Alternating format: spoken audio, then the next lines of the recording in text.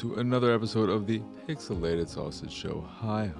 I am, of course, your host, Marcus Nez, the neighbor there where I'm pointing. You can't see them, but you can probably hear them because they are mowing their lawn. They're mowing it right by my window right now. Holy crap. Shut up. I could postpone the recording of this, but I don't want to, so enjoy the lawn mowing. It'll be temporary, but I got some games to talk about. Quite a few games. Not that much in terms of what I've been watching because I've been mainly focused on Deep Space Nine. I could talk about Deep Space Nine, but I'm kind of sick of it. I think you're definitely sick of it. And by sick of it, I mean sick of me talking about it, listening to me talk about it, and hearing me talk about anything Star Trek related. I'm enjoying the show. It's my favorite Star Trek so far. Overall, my hair is just a freaking mess, man. Oh my god, it's so crazy. It's a freaking mess. I didn't put enough product in it, so it's not holding enough, and it's driving me crazy. It makes me want to restart the show and fix it, but I won't. But Deep Space Nine, it's fantastic. There were a handful of not so great episodes in the middle of season 2, one only of which was very, very bad, and that is where they tried to start and end a love story in the span of one episode. So over the course of 42 or so minutes, they introduce this character. Captain Sisko falls in love with her. She falls in love with him, but there's this other crap going on, and then she has to go away because there's a fucking figment of their imagination, clone version of her, ghost version, whatever, spirit version of her, blah, blah, blah, blah, blah. She was the actress who played the stuck-up broad. Broad's not a good word to use. She was the stuck-up lady from Anaconda's Blood Orchid. What's the full title of that one? The Good Anaconda movie, the second one, which I saw in theaters twice, maybe 3 times when I was up in Minnesota looking at a college that I was potentially going to go to. MCAD, I believe it's called, the museum. Yeah, the college called the museum. No, the Minnesota or Minneapolis College of Art and Design? Yes? Maybe? I'm sure Lunchbox would be able to tell me that. It's something like that. I didn't go there. What would my life have been like if I had? Who knows? This probably wouldn't exist, and even though I would be in his neck of the woods, I may never have ever met Lunchbox. So, ooh. Deep Space Nine is great. Overall, my favorite cast of characters. I have characters on other Star Trek shows I like more than most of the characters on here. I'm a big fan of Data. I like Shatner and I like Spock, Nimoy. But overall, the cast is, I want to say, significantly better than the previous 2 shows. TOS didn't have a lot there in terms of regular cast members who were significant. We really only had Spock, Dr. not Shivako. What is it? What's his name? Dr. Poopy Pants. I don't know. I don't remember his name. Dr. Whatever and Captain Planet. Why? I can only remember William Shatner. Captain Kirk. Jesus Christ. Ooh. Doctor.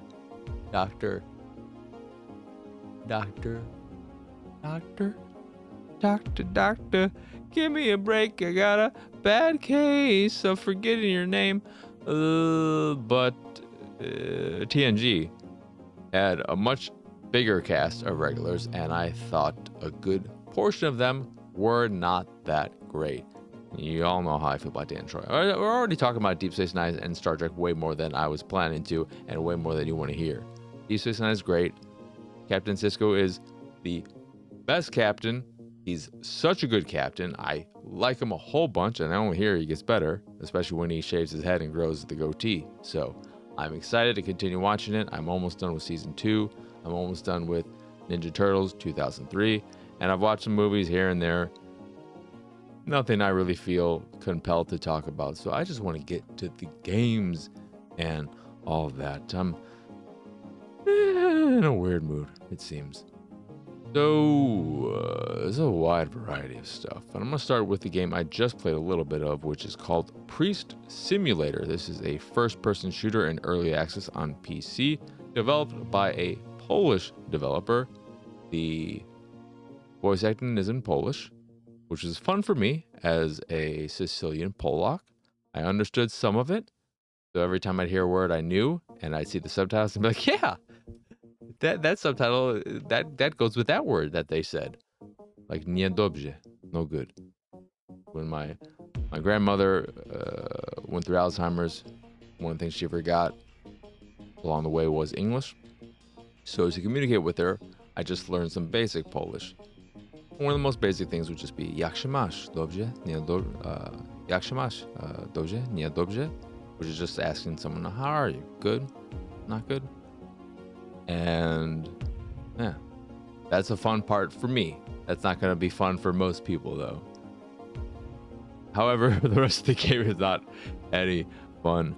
I thought this was going to be another one of them throwback boomer shooter type of things.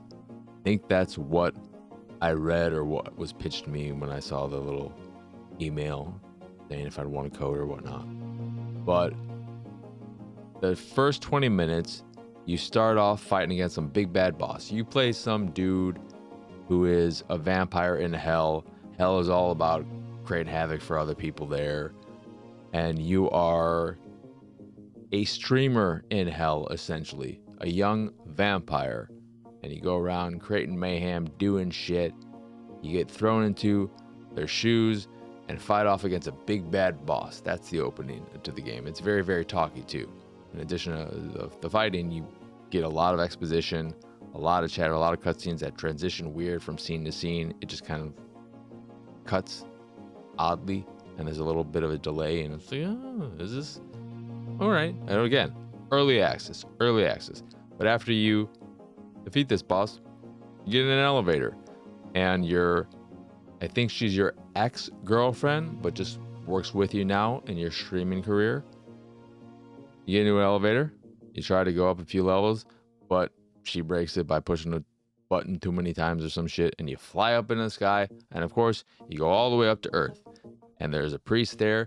The visuals, most of the characters look like wooden puppets, and some look like sock puppets. Weird looking shit. But the priest curses you, takes away your vampire powers, and then locks you in the church and forces you to do a bunch of menial tasks, like mopping up the walls, putting crosses on the wall. Well, first collecting wood so you can create crosses to put on the wall that don't hurt you, so you're all good, because I think he puts another spell on you so that you won't get harmed when doing church shit. You gotta clean up the garbage. You gotta do a bunch of stupid, dumb shit. And after 20 minutes of that, I said to myself, maybe this game gets good and I can actually start fighting and doing fun shit, but they are throwing so much of this horrible shit on me right at the beginning, and there are a lot of cutscenes, a lot of talking that I started skipping through, and even then, I still dealt with a lot of it. So it's not a great intro. It's not a great way of making your audience want to keep playing, at least for me. Some people like this weird shit. I think this game speaks to the kind of people who really enjoy the numbered postal games. It's got that kind of vibe going for it without the super offensive humor, if you want to call it that, and shit like that.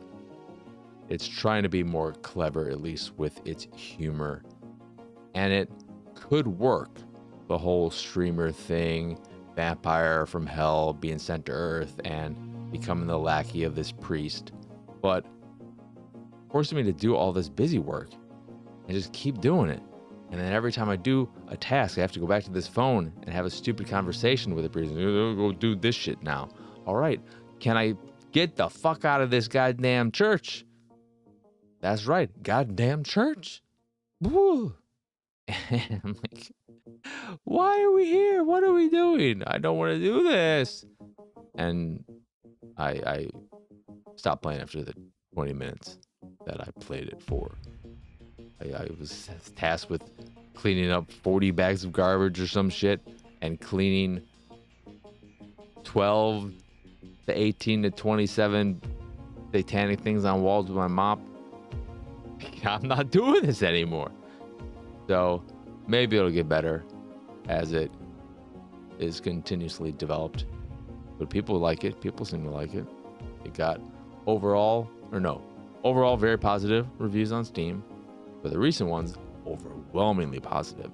So I don't know if that's because they've been giving codes out and people are just like, yeah, it's free, or this is just something that speaks to most people. But that is pre-simulator. Don't know what the price is. Early access, Steam, all that jazz. Controls fine. There are a lot of weird things though that I'm sure are related to the early access nature of it, and hopefully won't be there in the full game, like when I'm in the church and there's this section that's got guess a railing. I don't know what you call it. It's the top part, and there's a rail, but if you wanted to, you could just jump over it, right, and fall onto the main floor. Except there's an invisible wall there, and the stairs that lead up to that little section that I can't think of what the name of that would be called. It's driving me nuts right now. It's driving me freaking crazy. Balcony? I guess you call it a balcony. When you're walking up there, the thing that the stairs are in, when you look at it on the balcony, it looks like it's continuing and there should be another level, but it just ends before reaching the ceiling where you would assume a crawl space or something, an attic would be, and it just looks unfinished. And that's, I mean, it's early access. It's early access, so it's hard to be too harsh on it. But the structure of the game, I can be harsh on that. I'm not a fan of that. Then Deadlink is another one of them fast-paced shooters where you're actually shooting. You're doing it, and it's super fast. It's a rogue light where you are some dude. I don't remember because I bounced off this pretty quickly as well. Also on Steam. Don't know if it's technically early access or not. Got a code for it, like everything else. And you're thrown into these levels. They're all very arena based. You get to a section of the level, and then you fight off a wave of enemies through 2 weapons. I don't know if you get new weapons as you keep playing, but you have a I have my hands on the mouse and keyboard like I'm gonna play this podcast I'm recording, and I accidentally pushed the W key and it just changed the game I'll be talking about at some point later in this episode. Lemon Cake to Lemon Quake. Lemon Quake. Lemon Quake would be a cool game. Quake, but with lemons. Oh my god. But Deadlink. You got 2 weapons in your arsenal: a shotgun and a rocket launcher. The shotgun has unlimited ammunition, I think. But then the rocket launcher has 2 rockets, which you refill by punching these things that are scattered across the environment. You also have an area of an effect blast that will stun enemies, and a grapple that you could use to grapple onto very specific things, certain objects in the environment and enemies. And it feels not too bad to move around and to shoot, but the shotgun, for one, feels horrible. And many people say this, it's a common thing, and it is a common thing for a reason. If the shotgun doesn't feel good, we've got a problem. And the shotgun feels like dog shit, because unless you're right up on an enemy and shooting them in the head, you will more than likely not kill them. So having this shotgun that if you shoot them in the body right up close, you're not guaranteed to kill them, doesn't feel good. And the fact that you have to be so up on them and shoot them in the head, it might as well just be a high-powered rifle. And then the rocket launcher, it's all right, but the ammunition mechanic of it is, it's pretty tough. I found it to be surprisingly tough right off the bat, and maybe that's because they just want you to grind and grind and grind to get your currency so that you can then upgrade your character and ability and all this stuff. But I just was not jiving with it at all. After 30 minutes of playing it, I got sick of it. It felt all right, like I said, but it did not feel better than some of the games I've played of this nature earlier in the year, like Turbo Overkill. Well, I'll keep bringing it up because that game is fantastic. I need to go back to it because they have updated it. Or even War Stride Challenges, or the game I talked about last episode or a few episodes ago, which was called Cultic, I think, and other games. This is on the low end in terms of first-person shooters and the comparison, whatever. Yeah, but that's Deadlink. Then Super Woden GP is an isometric racer, very much so in the vein of classic games like Micro Machines and the like. Micro Machines was top-down, I think. So more so like the arcade Super Off-Road game. I don't know if that was the same. I think Super Off-Road, the Baja, was behind the car, but then Super Off-Road 1 was the one that was isometric, but more pulled back and had the arcade cabinet with the 4 steering wheels, or was it 3? Either way, isometric. You've played games like this.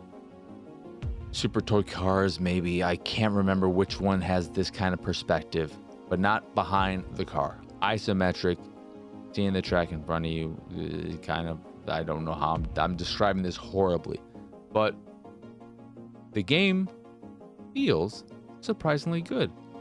The problem with it, though, is that as fun as it is to control and play, it is an obvious grind fest right from the start. You are thrown into your basic campaign, the UI and all that kind of stuff.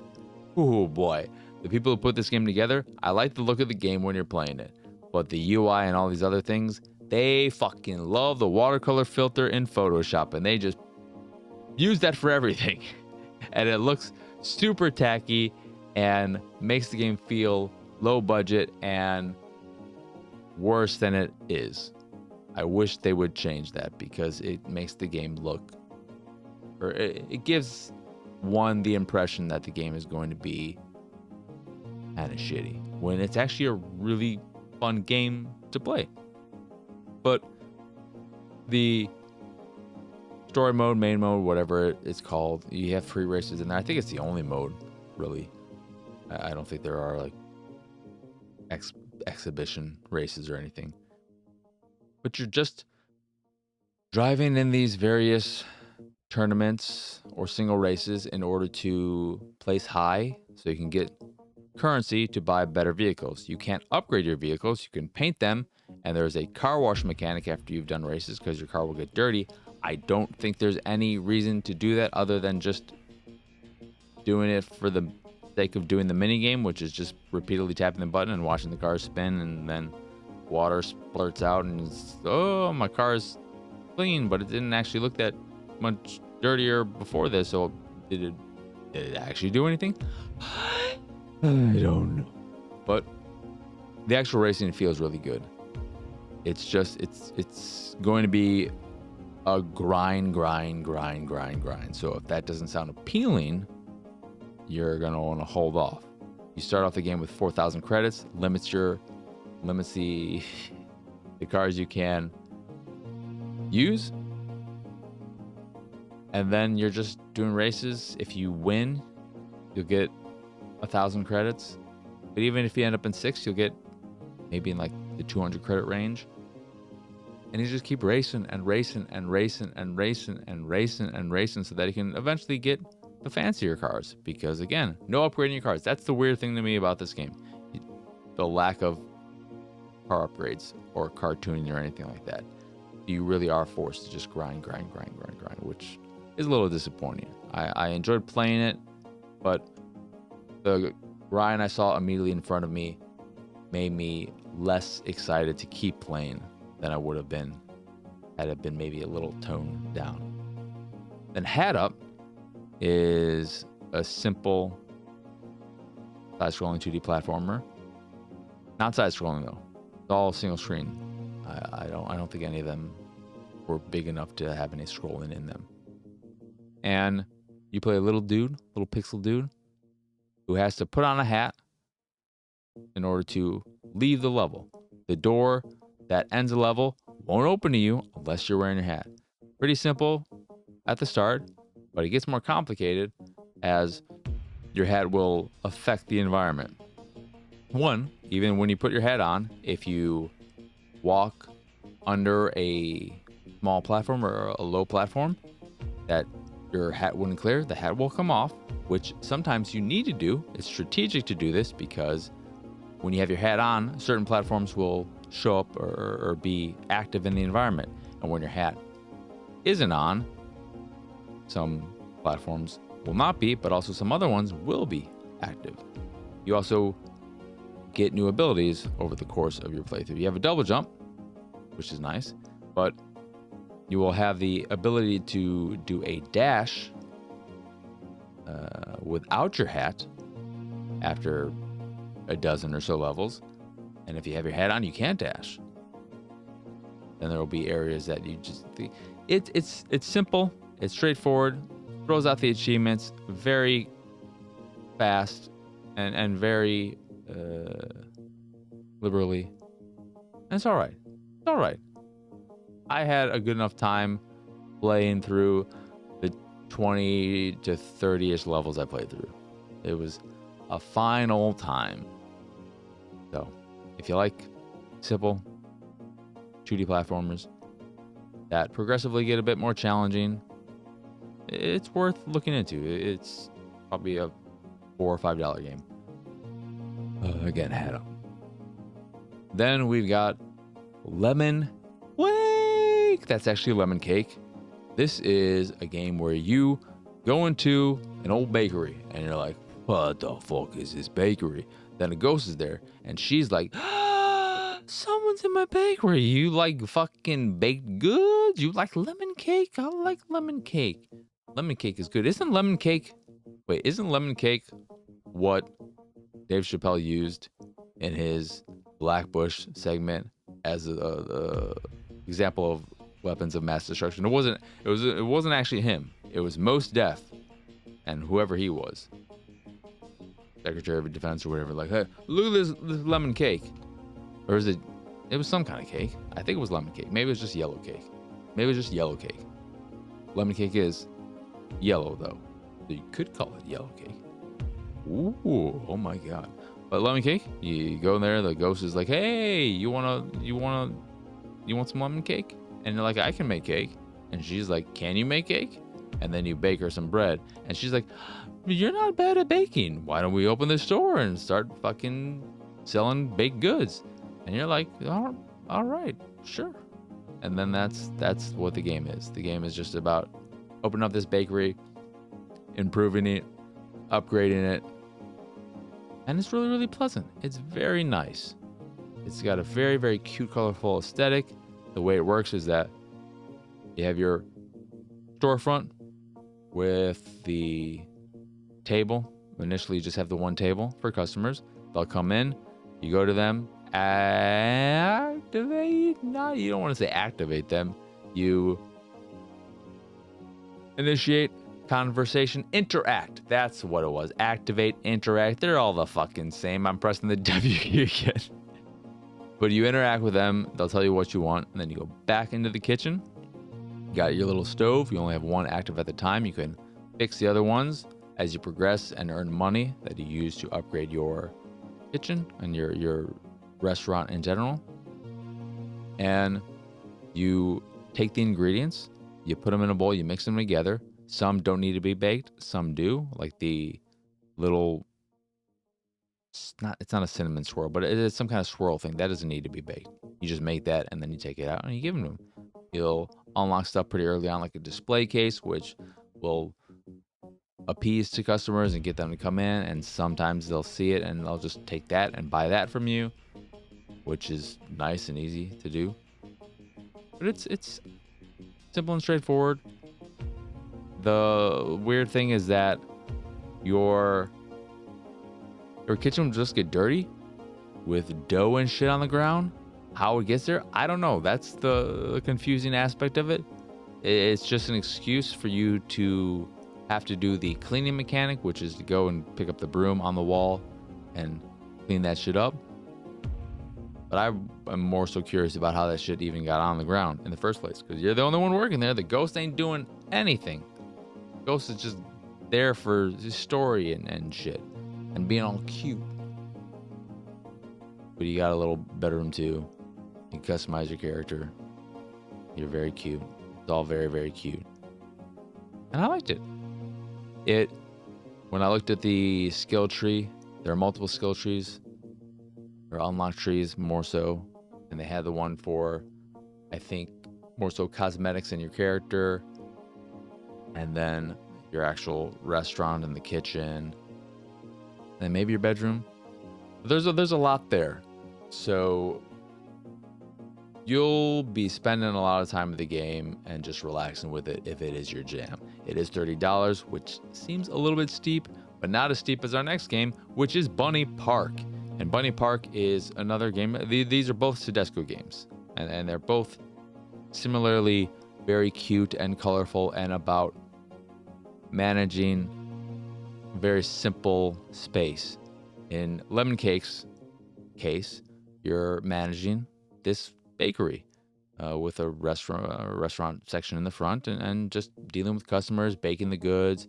It never gets too overwhelming, so it's not like Overcooked where you're gonna get overwhelmed really fast. At least in what I played, it was pretty chill and relaxing the whole time, which I appreciate, and I could see myself playing that a lot more.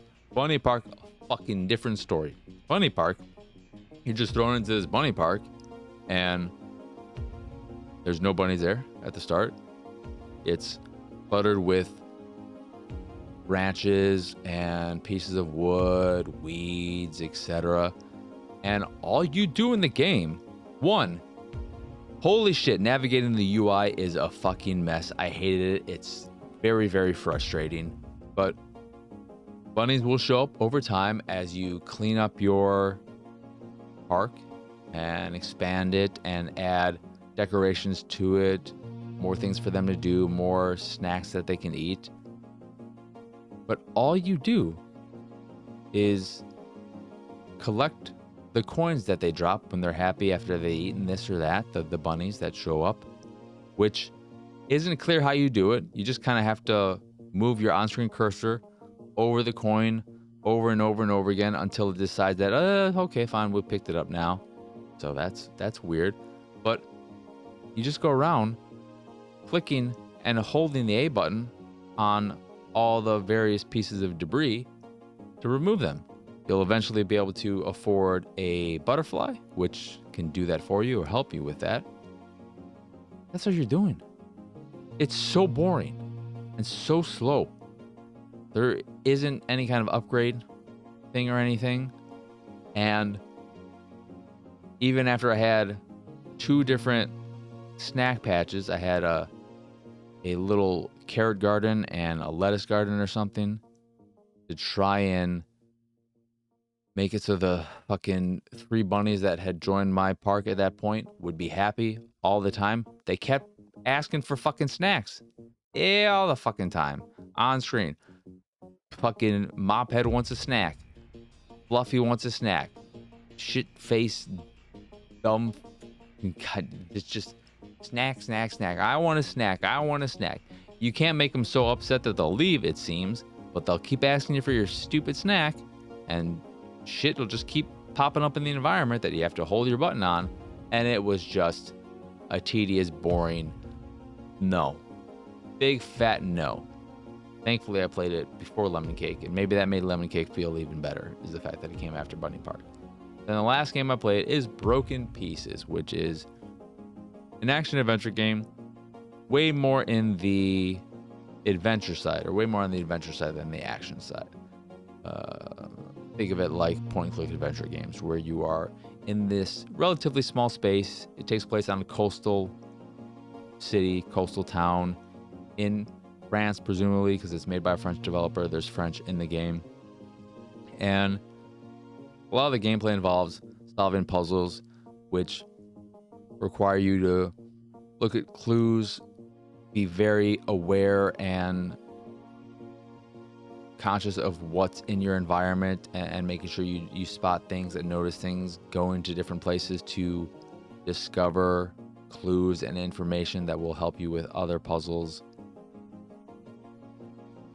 And there's something that could be interesting there. There's mysteries in this town. There are these giant pillars of I don't know what coming out from the sea.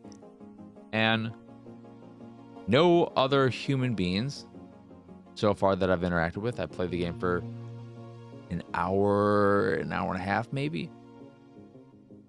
And I could see the game maybe being good. But one of the problems is that the action, when it does arise, because you'll get into issues or instances where enemies will show up. They'll just pop up. They're like spirit enemies or some shit. And it gets into its battle mode, where you can't leave a specific area and you just have to shoot them. It feels like dog shit. The action feels horrible. You just have your left trigger, you hold it in, locks onto an enemy, and you shoot. And then they'll attack you in weird ways, but you just press the A and it does this really weird dodge animation, and you can not dodge, and then you probably end up getting hit. And it felt really, really, really bad. You have infinite ammo, I'm pretty sure. You have limited heavy or high quality ammo, because it's HQ and LQ, so I'm assuming it's high quality and low quality. The low quality you have infinite of, and you just shoot, dodge. It seems that the dodge is just, if you press it, you'll dodge. It doesn't matter what you're looking at on screen, and if it looks like you should have been hit, doesn't matter. If you fucking dodge, it just counts. Okay, it's not fun to play. Then the puzzles, they're okay, but there's some weird logic going on in not even the puzzle solving aspect, but in the what the fuck are you doing character way. For example, I got the combination of this locker. I may have cheated to get the combination because I thought I got the right combination. I went all the way over to this one area, saw this number on a boat, and just assumed, without really thinking, oh, that must be the number because it's 4 digits and it's on a boat. And I read that the thing that I was looking for, this number, would be on a boat. All right, I'm not going to look anymore. Bucked it. I ran back, or walked back to the place where I needed to input this code. It didn't work. I'm like, oh, I don't want to keep playing anymore. And I looked it up online. But when I unlocked the locker to get the valve, which I needed to complete another puzzle, I was carrying too many heavy items, so I had to drop it. And I dropped the axe I was holding so that I can pick up the valve. But you know what happened when I tried to get the valve? For whatever reason, this is the narrative, the technical thing that happened in the game. Apparently, the character decided to, after opening the locker and trying to get the valve and realizing it's just too heavy, they can't carry it, they left the valve in the locker, closed the locker door, put the lock back on it, and then randomly jumbled up the numbers so that I had to re-input them all again and unlock the locker again after I dropped the axe to get the valve. I thought this was stupid as hell, and I hated it. It didn't make any sense that a character would do this, that a person would do this. Hey, I walked all around fucking town to find the combination for this lock. I found it in my ways, and then I unlocked it, and I realized I can't carry this right now. I need to put something away. So instead of just saying, hold up a minute, wait a minute, let me just put this thing away. I'm gonna be right back. No, I want to make sure that no other person, even though I've never run into anyone else here, no one else can come here and take this when I'm dropping this axe on the ground. That's going to take me a fucking second to do. It also has a really weird sharpening filter across the whole thing. And it looks really, really bad because of that, which is too bad because I think it could look all right without the excessive sharpening. Holy, it is really, really, really bad. And there's no setting, I don't think, that would have allowed me to turn that down. I hate sharpening. I hate it so much. But it is just an incredibly rough game. And feels horrible when the action starts. When you're just doing the adventure game stuff, it feels fine. It feels like one of those, it just feels like any other 3D adventure game where you go around solving puzzles, and the puzzles are fine. But the action element does suck. There's a time thing where you have to make sure you get home before, I think, 8 p.m.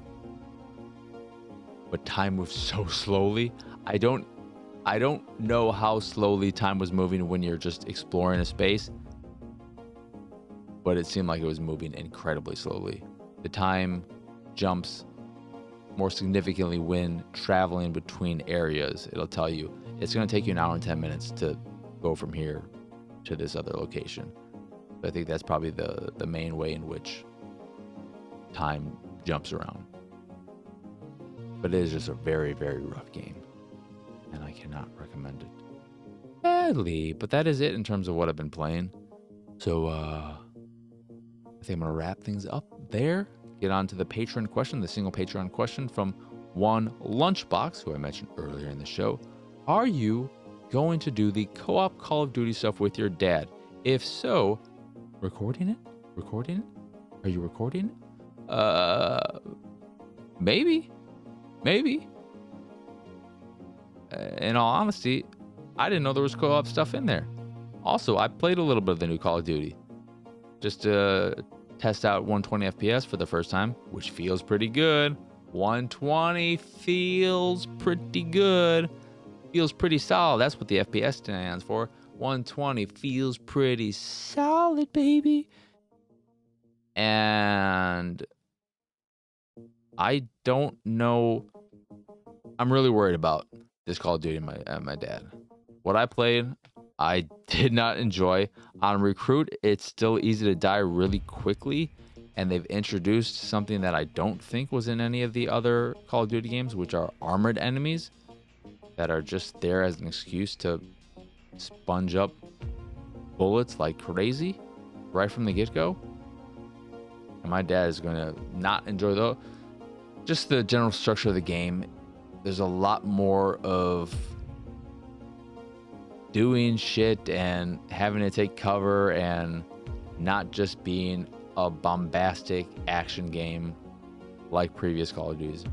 As someone who's not really played a lot of them over the last 10 years or so, the last, like Conan, who was there when I was just futzing around with the game, the last one outside of Ghost, which I played for At the Backlog, which I think is also technically older. I think it was the game before the last one I played on my own, which was Advanced Warfare, the one where you killed Kevin Spacey in the end. I haven't really fucked around with Call of Duty. He's managed to beat every other Call of Duty, but I'm concerned. I am concerned because even the structure of levels can be on the more confusing, more open-ish side. Not really open.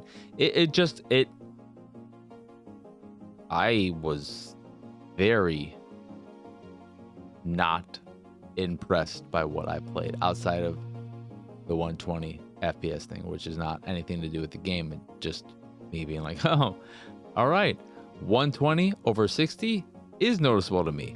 Fuck, I don't like this. I wish I didn't notice it. It doesn't make 60 bad. I still think 60 is pretty good. 30 is the rough one to go back to.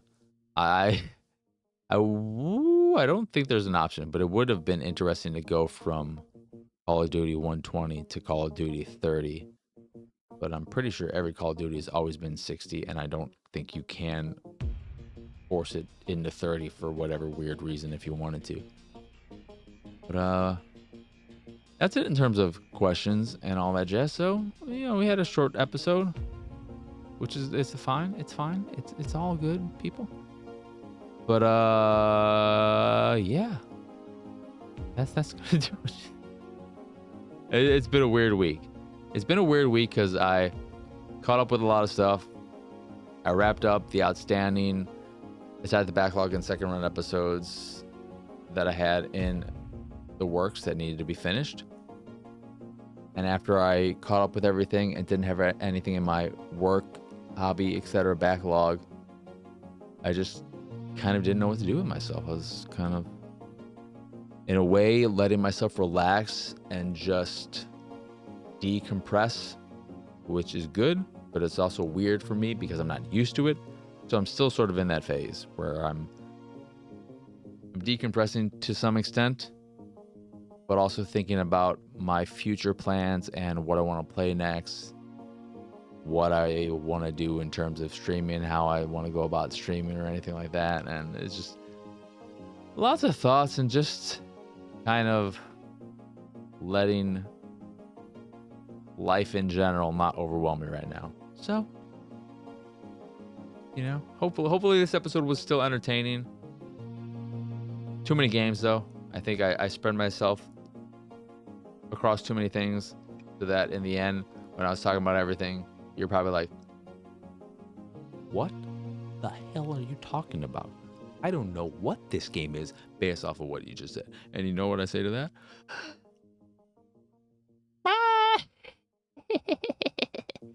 But I'm very excited to eventually put out the episode, Attack the Back episode for Need for Speed Payback. I'm very happy with how that one turned out. The Slam Rancher one was just kind of like, whatever. I experimented to some degree with all of them. The Baldur's Gate Dark Alliance second runs episode is the first and only one I've done so far where I just recorded clips and not full. I didn't record my entire playthrough. I just did a bunch of 5-minute clips, clips, and I put the episode together with that, and I think it came out pretty all right. Slam Rancher is the first time I've used a piece of audio from the soundtrack as background music for the whole episode. And then Payback is not that experimental, but has a lot of clips in it. It's just, I think that episode turned out very well, and I think it's a fun episode for a game that wasn't that fun to play for 20 hours or however many hours I put into that thing. Anywho, that will do it for this here episode of the Pixelated Sausage Show. Once again, I'm Marcus Nez. Y'all can find me on Twitter and pretty much everywhere. I don't know how much longer I'm going to be saying on Twitter. I was thinking about finally, after I decompressed and I didn't have anything on my plate, I thought I can finally get back to tweeting and doing that again. And then all the Elon Musk stuff happened because I didn't even realize he was being forced to buy it because he wasn't going to be able to back out or some shit or whatever. And then he owned it and then shit was going on. And I'm like, what is happening? You want me to pay $5 a month to get the privilege of being able to edit my tweets? And now there's some talks about an $8 plan a month so that you can get the verification. Like, what is happening? Do people even want to engage with Twitter anymore? But for the time being, you can find me pretty much everywhere at PX Sausage. I could just say that. I don't need to say you can find me on Twitter and pretty much everywhere. You can find me pretty much everywhere at PX Sausage. That is my handle on YouTube. I don't know if they've activated that, but I've gotten emails about the handles for months and months and months. So I don't know if that's active yet, but pretty much everywhere I am at PX Sausage. If you'd like to find all my links of import, you can do so over at pixelatedsausage.com/PXS. And if you enjoy this here show or any of the shows I do or stuff in general I do and what have you, you can go over to patreon.com/PXS to support me and my nonsense that way. Come on, just 2 more people. That's all I want. That's all I'm asking for. 2 people, $1 a month. Yeah, like, if you can't afford $1 a month, why even listen to this? Honestly, that's $12 a year. That is less than 1 month subscription to Netflix. or other places as well. Come on. Come on. Just two. Patreon.com/PXS. Anywho, that is it. That is all. As always, thank you for watching or listening. I hope you enjoyed this here episode, and I hope you have a wonderful, wonderful rest of your day and an absolutely lovely weekend. So for now, adios, arrivederci, bye.